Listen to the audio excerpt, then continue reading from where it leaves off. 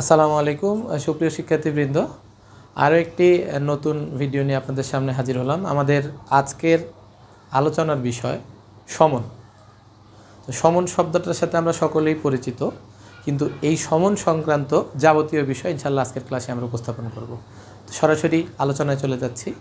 শুরুতেই যদি আমরা লক্ষ্য করি দেখতে পারবো সমনের সংজ্ঞা। সমনের সংজ্ঞা লক্ষ্য করলে আপনারা দেখবেন যে ফৌজদারি কার্যবিধির ৬৮ ধারা এবং পুলিশ রেগুলেশনের ৪৭১ বিধিতে সমনের সংজ্ঞা আলোচনা করা হয়েছে।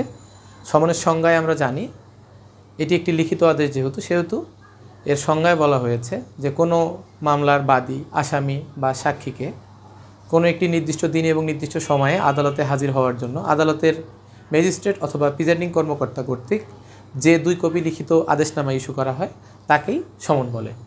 তো এক্ষেত্রে অনেক সময় কিন্তু আপনারা লক্ষ্য করবেন বিভিন্ন পরীক্ষায় এখান থেকে টিকা আসতে পারে, এবং সমনের সংজ্ঞায় আমরা যে বিষয়গুলো আলোচনা করলাম এই ভিতরের অভ্যন্তরীণ বিষয়গুলো সম্পর্কে এমসিকিউ প্রশ্ন আসতে পারে। এরপরে যদি চলে যাই আমরা দেখব যে যার প্রতি সমন ইস্যু করা হয়। আপনারা লক্ষ্য করলে দেখবেন সমন ৩ ধরনের ব্যক্তির প্রতি ইস্যু করা হয়। এক হচ্ছে মামলার বাদী, আরেক হচ্ছে আসামি এবং আরেকজন হচ্ছে মামলার সাক্ষী। এরপরে আমরা দেখে নিই যে কয় কপি সমন ইস্যু করা হয়। সমন ২ কপি ইস্যু করা হয় সাধারণত।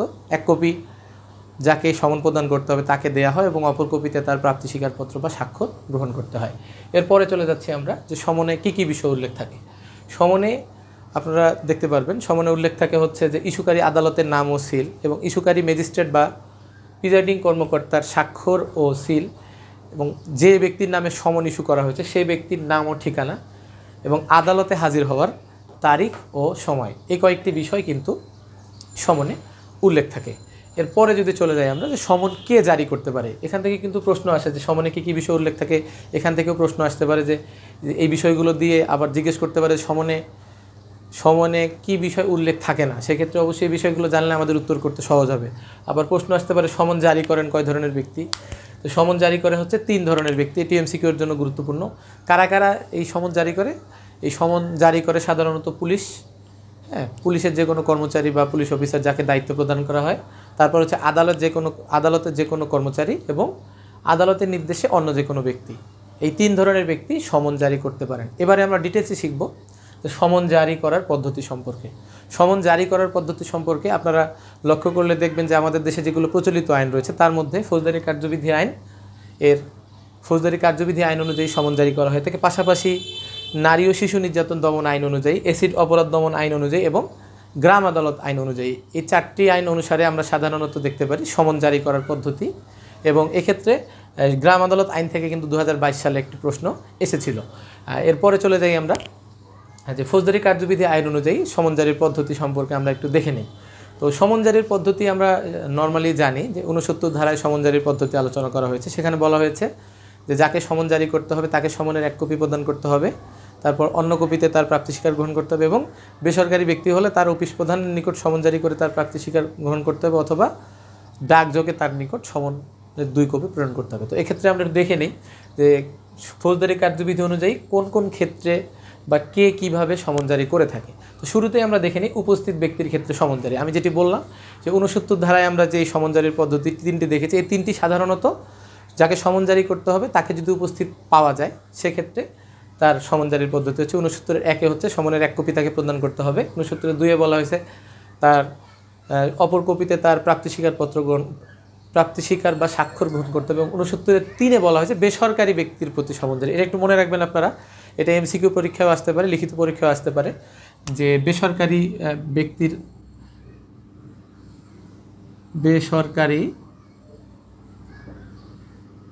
ব্যক্তির প্রতি সমন জারি।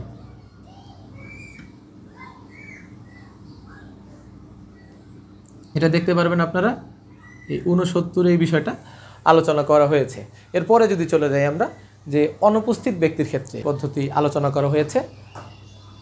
তো এখানে আপনারা দেখতে পারবেন শুরুতেই 70 ধারায় বলা হয়েছে যে যাকে সমন জারি করতে হবে তাকে যদি তার বাড়িতে পাওয়া না যায় সেক্ষেত্রে তার বাড়ির কোনো সাবালক পুরুষের নিকট সমনের 1 কপি প্রদান করতে হবে এবং অপর কপিতে তার প্রাপ্তি স্বীকার বা স্বাক্ষর গ্রহণ করতে হবে। এরপরে যদি যাই আমরা 71 ধারায়, সেটা হচ্ছে যে বাড়িতে যদি কোনো ব্যক্তিকেই পাওয়া না যায়, অর্থাৎ বাড়ির কোনো সদস্য যদি বাড়িতে উপস্থিত না থাকেন সেক্ষেত্রে পদ্ধতি কী?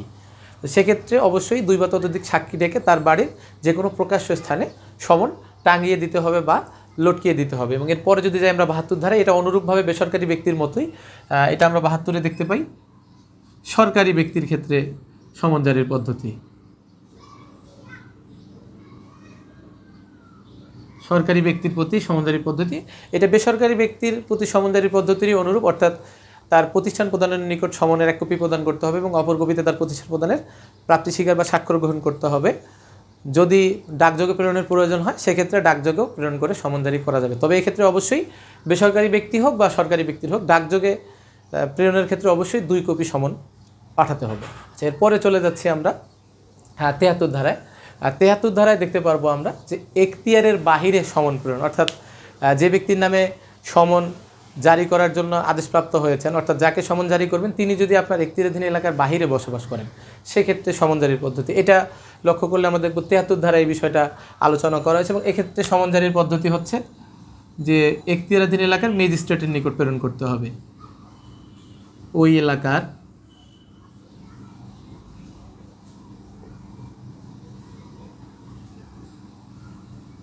ম্যাজিস্ট্রেটের নিকট পাঠাতে হবে। 2 কপি সমনই ওই ম্যাজিস্ট্রেটের নিকট ডাকযোগে প্রেরণ করে সমন জারি করা যায়। এবং সর্বশেষ বলছে ৭৪ ধারায় যে যিনি সমন জারি করেছেন তিনি যদি কোনো কারণে আদালতে হাজির হতে না পারেন সেক্ষেত্রে তার সমন জারির প্রমাণ, অর্থাৎ সমন জারি যে ব্যক্তি করেছে সে যদি মামলার প্রয়োজনে হোক বা অন্য যে কোনো প্রয়োজনে যদি অনুপস্থিত থাকে, মারা যায়, নিখোঁজ হয় বা অন্য কোথাও থাকে, সেক্ষেত্রে এই ৭৪ ধারা অনুযায়ী যে তিনি যে 1 কপি সমন প্রদানকারী আরেকটি যে তিনি প্রাপ্তি স্বীকার রেখেছেন সেই কপিটা তিনি আদালতে যে প্রেরণ করেছেন সেটা আদালতে উপস্থাপন করে আদালতে তার সমন জারির প্রমাণ করা যায়। আচ্ছা, এরপরে চলে যাব আমরা বিদেশে থাকা ব্যক্তির ক্ষেত্রে কীভাবে সমন জারি করতে হয়। বিদেশে থাকা ব্যক্তির ক্ষেত্রে 93-এর ক ধারা অনুযায়ী ফৌজদারি কার্যবিধি সমন জারি করতে হয়। এবং সেক্ষেত্রে অনুসরণীয় পদ্ধতি হচ্ছে বিদেশে যে ব্যক্তি রয়েছেন ওই বিদেশের ম্যাজিস্ট্রেটের নিকট আমাদের বাংলাদেশের ম্যাজিস্ট্রেটের মাধ্যমেই বা এখতিয়ারাধীন আদালতের মাধ্যমেই বিদেশে সেই সমনটা পাঠানোর প্রয়োজনীয় পদক্ষেপ গ্রহণ করতে হবে। আচ্ছা, পরেরটা চলে যাই আমরা, দেখতে পারবো তল্লাশিকালে সাক্ষী হওয়ার নিমিত্তে সমন জারি। তাহলে অর্থাৎ আমরা দেখতে পাই ফৌজদারি কার্যবিধির 103 ধারায় বলা হয়েছে যে যখন কোনো তল্লাশি করার ক্ষমতাপ্রাপ্ত পুলিশ অফিসার কোনো স্থান তল্লাশি করতে যাবেন সেক্ষেত্রে তিনি অবশ্যই 2 বা ততোধিক সাক্ষী ডাকবেন। এবং এক্ষেত্রে যদি সাক্ষী কেউ উপস্থিত হতে না চায় সেক্ষেত্রে তাকে ফৌজদারি কার্যবিধির 103-এর 1 ধারা অনুযায়ী 2 বা ততোধিক সাক্ষীকে তিনি লিখিত সমন দ্বারা আহ্বান করে তল্লাশি কার্য পরিচালনা করতে পারেন। এরপরে আমরা যেটি দেখব সেটি হচ্ছে তদন্তকারী কর্মকর্তা কর্তৃক সাক্ষীকে সমন প্রেরণ। এই বিষয়টা আমরা দেখতে পাই 2টি ক্ষেত্রে, এটা হচ্ছে সাধারণ কোনো মামলার ক্ষেত্রে এবং আরেকটা দেখতে পাই আমরা হচ্ছে আপনার হচ্ছে ইউডি মামলার ক্ষেত্রে বা অপমৃত্যু মামলার ক্ষেত্রে। সাধারণ কোনো মামলার ক্ষেত্রে যখন কোনো ঘটনা সম্পর্কে কোনো ব্যক্তি জানে এই ধরনের সাক্ষীকে তদন্তকারী কর্মকর্তা লিখিত সমন দ্বারা আহ্বান করতে পারে। এটি হচ্ছে ফৌজদারি কার্যবিধির 160 ধারা অনুযায়ী। এবং অপমৃত্যু মামলার ক্ষেত্রে ঘটনা সম্পর্কে জানে এরকম কোনো ব্যক্তিকে তিনি সমন প্রদান করতে পারেন হলো ফৌজদারি কার্যবিধির 175 ধারা অনুযায়ী। এক্ষেত্রে অবশ্যই একটা জিনিস আপনারা এর সঙ্গে মিলিয়ে শিখে নেবেন, সেটা হচ্ছে যখন কোনো সাক্ষীকে এই তদন্তকারী কর্মকর্তা আপনার এই সমন দ্বারা আহ্বান করবে এবং সেক্ষেত্রে সে যদি সমন অনুযায়ী যদি সে হাজির না হয় সেক্ষেত্রে তার বিরুদ্ধে পেনাল কোডের 174 ধারা অনুযায়ী কিন্তু আইনগত ব্যবস্থা গ্রহণ করা যাবে। আচ্ছা, এরপর আরেকটা জিনিস আমরা দেখব সেটা হচ্ছে ম্যাজিস্ট্রেট বা ওসি কর্তৃক দলিল বা জিনিস হাজির করার ক্ষেত্রে, অর্থাৎ যদি কোনো মামলার ক্ষেত্রে কোনো দলিল বা কোনো জিনিস অন্যান্য কোনো জিনিস যদি আদালতে বা ওসির প্রয়োজন হয় মামলার প্রয়োজনে সেক্ষেত্রে তিনি লিখিত আদেশ দ্বারা সাক্ষীকে আহ্বান করতে পারেন। এটি বলা আছে ফৌজদারি কার্যবিধির 94 ধারা। এবং এক্ষেত্রে আরেকটা জিনিস আপনারা মনে রাখবেন, এমন কোনো জিনিস যেটি ব্যাংকের হেফাজতে রয়েছে, অর্থাৎ ওসি বা ম্যাজিস্ট্রেট যখন কোনো দলিল বা জিনিসপত্র হাজির করার জন্য বলবেন সেই জিনিসটা যদি কোনো ব্যাংকের দখলে থাকে সেক্ষেত্রেও কিন্তু একটা অনুসরণীয় পদ্ধতি রয়েছে। এটি হচ্ছে যখন কোনো ব্যাংকের হেফাজতে এই ধরনের সম্পত্তি, সেটি যদি হয় আপনার যে কোনো অপরাধমূলক বিশ্বাসভঙ্গের মাধ্যমে, অপরাধমূলক বল প্রয়োগের মাধ্যমে, অথবা সে বিষয়টা যদি হয় অসাধুভাবে আত্মসাৎ, এই কয়েকটা ক্ষেত্রে ম্যাজিস্ট্রেট বা ওসি যখন লিখিত সমন দ্বারা এই জিনিসটা আহ্বান করার জন্য কোনো ব্যক্তিকে সমন দেবেন সেক্ষেত্রে অবশ্যই কিন্তু তাকে দায়রা জজের অনুমতি গ্রহণ করতে হবে, সেটা অবশ্যই আমরা মনে রাখবো। এবং আমি যেটা বললাম যে এই অপরাধমূলক বিশ্বাসভঙ্গ বা অসাধুভাবে আত্মসাৎ ইত্যাদি ক্ষেত্র ছাড়া যদি অন্যান্য কোনো জিনিস যদি ব্যাংকের হেফাজত থেকে নেওয়ার প্রয়োজন হয় সেক্ষেত্রে হাইকোর্টের অনুমতি গ্রহণ করতে হয়। এখান থেকে এমসিকিউ প্রশ্ন আসতে পারে, অবশ্যই এই বিষয়টা আপনারা গুরুত্ব দিয়ে শিখবেন। আর এরপরে চলে যাচ্ছি আমরা, দেখতে পাই ফৌজদারি কার্যবিধির 134 ধারায় বলছে যে ম্যাজিস্ট্রেট কর্তৃক গণ উপদ্রব অপসারণের নিমিত্ত, অর্থাৎ যদি কোনো স্থানে গণ উপদ্রব ঘটে সেক্ষেত্রে ওসি কী করতে পারে, লিখিত সমন দ্বারা ওই যে ব্যক্তি গণ উপদ্রব করছে তাকে এটি অপসারণ করার জন্য নির্দেশ প্রদান করতে পারেন। এবং এরপরে আমরা দেখব সেটা হচ্ছে স্থাবর সম্পত্তির বিরোধ নিষ্পত্তির ক্ষেত্রে। স্থাবর সম্পত্তি নিয়ে আমাদের দেশে বিভিন্ন সময় বিভিন্ন গণ্ডগোল হয়ে থাকে, মারামারি হয়ে থাকে। এবং স্থাবর সম্পত্তি বলতে কী বোঝাবে, এটা বোঝাবে এমনি কোনো জায়গা জমি অথবা জল সংক্রান্ত বিষয় হতে পারে, বা দোকান বা ব্যবসায়িক কোনো ক্ষেত্রে লভ্যাংশও হতে পারে। অবশ্যই জলের ক্ষেত্রে মনে রাখবেন এটা পুকুর হতে পারে, ঠিক আছে, যে কোনো মৎস্য ক্ষেত্র হতে পারে ইত্যাদি হতে পারে। এবং জমি জমার ক্ষেত্রে যে কোনো স্থাবর জমি হতে পারে, জমির ফসলও কিন্তু এর অন্তর্ভুক্ত হবে, ঠিক আছে। এই বিষয়গুলো অবশ্যই আপনারা লক্ষ্য করবেন। 145 ধারে এই বিষয়টা আলোচনা করা হয়েছে। এবং স্থাবর সম্পত্তির বিরোধ নিষ্পত্তির ক্ষেত্রে ম্যাজিস্ট্রেট উভয় পক্ষকেই সমন প্রদান করতে পারেন আদালতে হাজির হয়ে নিজ নিজ দাবি উপস্থাপন করার জন্য। এরপরে আমরা যেটি দেখব সেটা হচ্ছে নালিশ গ্রহণের পর ম্যাজিস্ট্রেট কর্তৃক আসামি হাজিরের নিমিত্তে সমন জারি, সেটা 204 ধারায় আলোচনা করা হচ্ছে। অর্থাৎ যখন কোনো ম্যাজিস্ট্রেট 200 ধারায় কোনো নালিশ গ্রহণ করবেন এবং নালিশ গ্রহণের পর তার নিকট যদি মনে হয় যে আসামিকে আদালতে হাজির হওয়া বাঞ্ছনীয়, সেক্ষেত্রে তিনি এই 204 ধারা অনুযায়ী সাক্ষীর প্রতি সমন জারি করতে পারেন। এবং পরবর্তীতে আমরা সর্বশেষ যেটি দেখব ফৌজদারি কার্যবিধি, সেটি হচ্ছে যে ম্যাজিস্ট্রেট কর্তৃক যখন মামলা বা অনুসন্ধান করবে এর যে কোনো পর্যায়ে সেই ম্যাজিস্ট্রেট এই কোনো সাক্ষীকে সমন দ্বারা আহ্বান করে তার সাক্ষ্য গ্রহণ করতে পারবেন। এবং সে ব্যক্তি যদি আদালতে হাজির থাকে সেক্ষেত্রে আদালতেই তার সাক্ষ্য গ্রহণ করতে পারবেন। তবে অবশ্যই মনে রাখবেন ম্যাজিস্ট্রেট কর্তৃক অনুসন্ধান বা বিচারের যে কোনো পর্যায়ে সমন জারি সম্পর্কে এটা বলা হয়েছে 540 ধারায় ফৌজদারি কার্যবিধির। তো এই ছিল আমাদের ফৌজদারি কার্যবিধি আইন অনুযায়ী সমন জারির পদ্ধতি। এবারে আমরা শিখব নারী ও শিশু নির্যাতন দমন আইন এবং এসিড অপরাধ দমন আইন এবং গ্রাম আদালত আইন, এই 3টি আইন অনুযায়ী কীভাবে সমন জারি করতে হয়। তো শুরুতেই যদি লক্ষ্য করেন আপনারা দেখবেন নারী ও শিশু নির্যাতন দমন আইন এবং এসিড অপরাধ দমন আইন, এই দুটো আইন অনুযায়ী কিন্তু সমন জারির পদ্ধতি একই। এবং এখানে আপনারা দেখতে পারবেন নারী ও শিশু নির্যাতন দমন আইনের 24 ধারায় এবং এসিড অপরাধ দমন আইনের 21 ধারায় কিন্তু সমন জারির পদ্ধতি আলোচনা করা হয়েছে। এখান থেকে এমসিকিউ আসার সম্ভাবনা রয়েছে এবং লিখিত পরীক্ষায় কিন্তু প্রশ্ন আসার সম্ভাবনা রয়েছে। তবে এই ক্ষেত্রে লক্ষণীয় মনে রাখবেন আপনারা এই দুটো আইনেই কিন্তু বলা হয়েছে যে এই সমন জারি করবে হচ্ছে সাক্ষী সর্বশেষ যেই স্থানে বসবাস করেছিলেন সেই স্থানের ওসি এই সমনটা জারি করবেন। এবং এক্ষেত্রেও তার অনুসরণীয় পদ্ধতি রয়েছে। যখন ওসি সমন জারি করবে সেক্ষেত্রে তিনি এই ফৌজদারি কার্যবিধি আইন অনুযায়ী অনুসরণ করেই কিন্তু এই সমন তিনি জারি করবেন।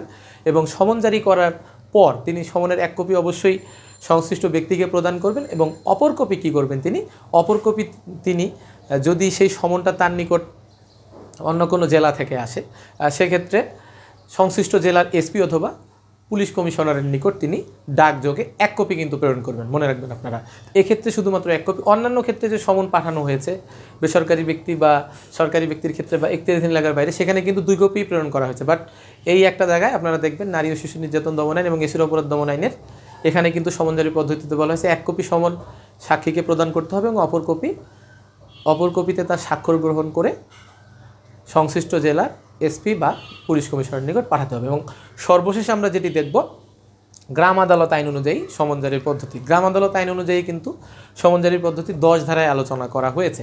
এক্ষেত্রে বেশ কিছু গুরুত্বপূর্ণ বিষয়ে আলোচনা করা হয়েছে।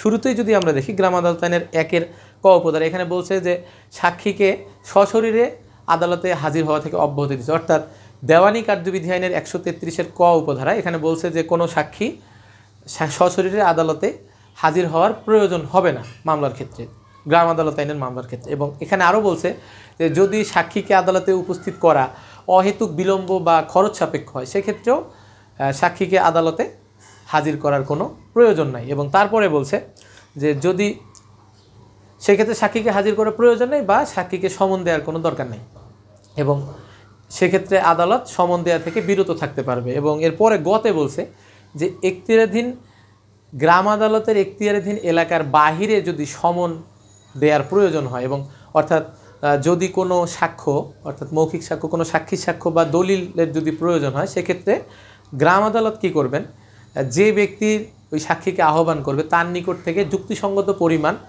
অর্থ গ্রহণ করবে। অর্থাৎ যেই সাক্ষীকে গ্রাম আদালতের এখতিয়ারাধীন এলাকার বাইরে থেকে আদালতে হাজির হতে হবে তাকে প্রদানের লক্ষ্যে আদালত যে পক্ষই সাক্ষীকে আহ্বান করবে তার নিকট থেকে যুক্তিসঙ্গত পরিমাণ অর্থ তার নিকট থেকে গ্রহণ করবেন, এবং যদি সেইটা প্রদান করে সেক্ষেত্রেই সেই সাক্ষীকে আদালত আহ্বান করবে, অন্যথায় আহ্বান করবে না। এবং সর্বশেষ যেটা বলছে সেখানে যে রাষ্ট্রীয় বিষয়ে অপ্রকাশিত দলিল হলে আদালত সেটি উপস্থাপন করতে ওই ব্যক্তিকে বাধ্য করবে না, যদি না ওই ব্যক্তি যেই প্রতিষ্ঠানে কর্মরত রয়েছে সেই প্রতিষ্ঠানের প্রধান সেটি আদালতে উপস্থাপন করার নির্দেশ প্রদান করে বা অনুমতি প্রদান করে। এটা কিন্তু আমাদের আপনারা দেখতে পারবেন এই সম্পর্কে কিন্তু বলা আছে, সাক্ষ্য আইনে কিন্তু আলোচনা করা হয়েছে, এবং সাক্ষ্য আইনের 122 ধারায় কিন্তু এই বিষয়টাই আলোচনা করা হয়েছে। পাশাপাশি দেখতে পাচ্ছেন গ্রাম আদালতের সমন জারির ভিতরেও কিন্তু এই বিষয়টা আলোচনা করা হয়েছে বা চলে এসেছে। এবং এরপরে যদি দেখি আমরা 10-2 উপধারা, এখানে বলছে যে গ্রাম আদালত আইন অনুযায়ী সমন জারির ক্ষেত্রে যদি কেউ সমন অমান্য করে সেক্ষেত্রে তার সাজা কী। অর্থাৎ গ্রাম আদালত আইনে যদি কোনো ব্যক্তিকে সমন দেওয়া হয়, সে যদি সমন পাওয়ার পরেও আদালতে উপস্থিত না হয় সেক্ষেত্রে কিন্তু তার সাজার বিধান রয়েছে। সেটি কি? সেক্ষেত্রে আদালত অবশ্যই সেই ব্যক্তিকে বক্তব্য পেশ করার সুযোগ দেবে, অর্থাৎ তিনি কেন আদালতে হাজির হতে পারেননি এই বিষয়ে তাকে বক্তব্য পেশ করার সুযোগ প্রদান করে অনধিক 1000 টাকা পর্যন্ত আদালত জরিমানা করতে পারবে। এখানে কিন্তু এমসিকিউ আসার সম্ভাবনা রয়েছে। পাশাপাশি এগুলো প্রত্যেকটা বিষয়ে কিন্তু আলাদা আলাদাভাবে লিখিত আকারে পরীক্ষায় আসার সম্ভাবনা রয়েছে। এর সঙ্গে আমরা যেহেতু শিখলাম সমন অমান্য করলে শাস্তির বিধান রয়েছে, সেক্ষেত্রে আমাদেরকে কিন্তু শিখতে হবে এই ফৌজদারি কার্যবিধি বা অন্যান্য আইন অনুযায়ী যদি কেউ সমন অমান্য করে সেক্ষেত্রে তার সাজার বিধান কী। তবে সেক্ষেত্রে আমি একটু আপনাদেরকে বলি, আপনারা শিখে নেন। যদি কোনো ব্যক্তি সমন এড়াতে আত্মগোপন করে বা পলাতক থাকে সেক্ষেত্রে কিন্তু তাকে পেনাল কোডের 172 ধারা অনুযায়ী তার বিরুদ্ধে আইনগত ব্যবস্থা গ্রহণ করা যাবে বা তিনি শাস্তিযোগ্য অপরাধ করেছেন বলে গণ্য হবেন। এবং যদি কোনো ব্যক্তি সমন জারি করার ক্ষেত্রে বাধা দেয়, এটা হতে পারে কি যে কাউকে সমন দিতে যাওয়া হয়েছে সেক্ষেত্রে সে সমন নিতে অস্বীকার করতেছে অথবা সে সমন লটকানোর ক্ষেত্রে বাধা প্রদান করতেছে, সেক্ষেত্রে তার বিরুদ্ধে আইনগত ব্যবস্থা করা যাবে হলো আপনার পেনাল কোডের 173 ধারায় তিনি দণ্ডিত হবেন। ঠিক আছে। এবং এরপরে আরেকটা জিনিস শিখে নেন যে যাকে সমন প্রদান করা হবে সে ব্যক্তি সমন গ্রহণের পর যদি স্বাক্ষর করতে অস্বীকার করেন, ঠিক আছে, সেক্ষেত্রে কিন্তু পেনাল কোডের 180 ধারা অনুযায়ী তিনি দণ্ডিত হবেন বা তার বিরুদ্ধে আইনগত ব্যবস্থা গ্রহণ করা যাবে। এবং এরপরে হচ্ছে যে এই তদন্তকারী কর্মকর্তা যদি ইউডি মামলার ক্ষেত্রে বা অন্যান্য মামলার ক্ষেত্রে সাক্ষীকে আহ্বান করে লিখিত সমন দ্বারা, সে যদি হাজির না হয় সেক্ষেত্রে তিনি পেনাল কোডের 174 ধারা অনুযায়ী অভিযুক্ত হবেন। ঠিক আছে, এটা একটু মনে রাখবো আমরা অবশ্যই। এরপরে যদি যাই আমরা, ম্যাজিস্ট্রেট বা ওসি কর্তৃক কোনো দলিল বা অন্যান্য জিনিসপত্র আদালতে উপস্থাপন করার জন্য যখন কোনো কিছু চাওয়া হবে সেক্ষেত্রে সমন পাওয়ার পরেও যদি কোনো ব্যক্তি সেটি আদালতে উপস্থাপন না করে সেক্ষেত্রে তিনি পেনাল কোডের 175 ধারা অনুযায়ী তিনি দণ্ডিত হবেন। এবং তারপরে যেটা আমরা দেখব সেটা হচ্ছে যে তল্লাশিকালে সাক্ষী হওয়ার নিমিত্তে যদি কোনো তল্লাশি কার্য পরিচালনাকারী অফিসার কোনো সাক্ষীকে আহ্বান করে এবং তিনি যদি আদালতে হাজির না হন সেক্ষেত্রে কিন্তু তিনি পেনাল কোডের 187 ধারা অনুযায়ী অভিযুক্ত হবেন। এটা কিন্তু 103-এর 5 উপধারায় কিন্তু বিষয়টা একদম সুনির্দিষ্টভাবে দেওয়া আছে, আপনারা অবশ্যই বিষয়টা শিখবেন। এবং এক্ষেত্রে আরও একটা জিনিস শিক্ষণীয়, সেটা হচ্ছে যে যখন কোনো সাক্ষীকে সাক্ষ্য গ্রহণ করার জন্য ক্ষমতাপ্রাপ্ত অফিসার হোক বা ওসি হোক বা ম্যাজিস্ট্রেট হোক আহ্বান করবেন বা ডাকবেন, তিনি হাজির হওয়ার পরে যদি যিনি তাকে আহ্বান করে ডেকেছেন সেই অফিসারের জিজ্ঞাসিত প্রশ্নের উত্তর প্রদান করতে অস্বীকার করেন অথবা উত্তর প্রদান না করেন তাহলে তিনি পেনাল কোডের 179 ধারা অনুযায়ী শাস্তিযোগ্য অপরাধ করেছেন বলে গণ্য হবেন। সুতরাং আমি চেষ্টা করেছি আপনাদের সামনে আজকে সমন সংক্রান্ত যাবতীয় বিষয়াদি আলোচনা করার, প্রত্যেকটা আইন অনুযায়ী আমাদের প্রচলিত। অবশ্যই আপনারা আশা করি উপকৃত হয়েছেন। ইনশাল্লাহ আগামীতেও এই ধরনের আরও নতুন নতুন বিষয় আপনাদের সামনে উপস্থাপন করা হবে। আজকের মতো এ পর্যন্তই। আগামীতে ইনশাল্লাহ আপনাদের সামনে আবার নতুন কোনো বিষয় নিয়ে হাজির হব। আসসালামু আলাইকুম ওয়া রাহমাতুল্লাহি ওয়া বারাকাতুহু।